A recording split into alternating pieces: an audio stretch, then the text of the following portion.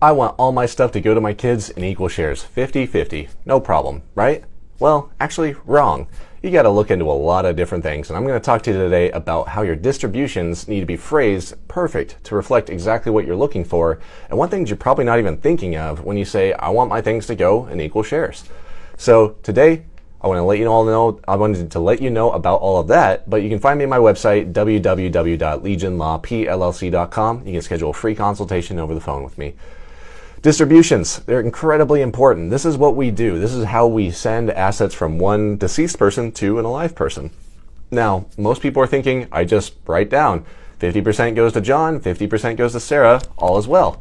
Correct? Well, incorrect, because there are a lot more considerations to take into account. So, if you're working with a trust, are we just going to give that money directly as a huge check? Are we going to keep the assets as they are? So we're going to transfer stocks and cars rather than selling those first and then transferring cash?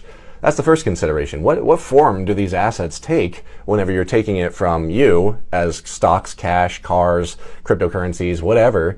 What do we do? How do we get it to that person? Do we need to sell it all first, or can we just give it to them directly? That's the first question.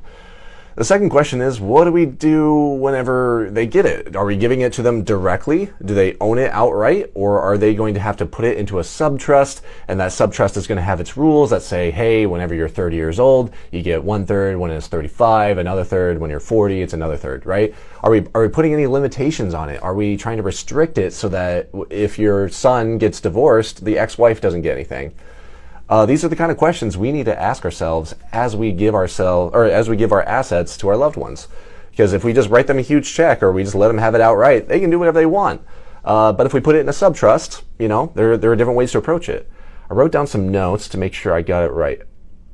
Oh, another thing. Yeah. So what happens if they pass away before you do? What happens if they pass away before those restrictions from earlier, 30, 35, 40? What happens if they die at 32? What do we do then? Where do those assets go? And then are those distributions going to be in a sub-trust or directly to another person? We need to figure out the replacements to make sure that we have it done correctly so that, if God forbid anything happens, we know what to do. Last but not least, again, there are so many different considerations, but we also have to ask ourselves, who is going to be in charge of taking those assets from you to the other person? Is it going to be multiple people? Is it going to be just one person? If it's multiple people, what are the rules for those multiple people? Do they have to unanimously agree? Is it majority votes? What happens if one of them drops out and there's only one left? Do you want another one in place, or do we just keep that one guy? There are a lot of different moving parts to making sure, hey, we got to make sure that this is all done correctly. It's not just as simple. It can be as simple as writing in 50% goes to John and that's it. But at the end of the day, there are a ton of unanswered questions at that point, and we have a lot of question marks to still fill out as you work with an attorney like myself, who's going to make you start thinking about these things in different ways to accommodate what you actually want to have happen.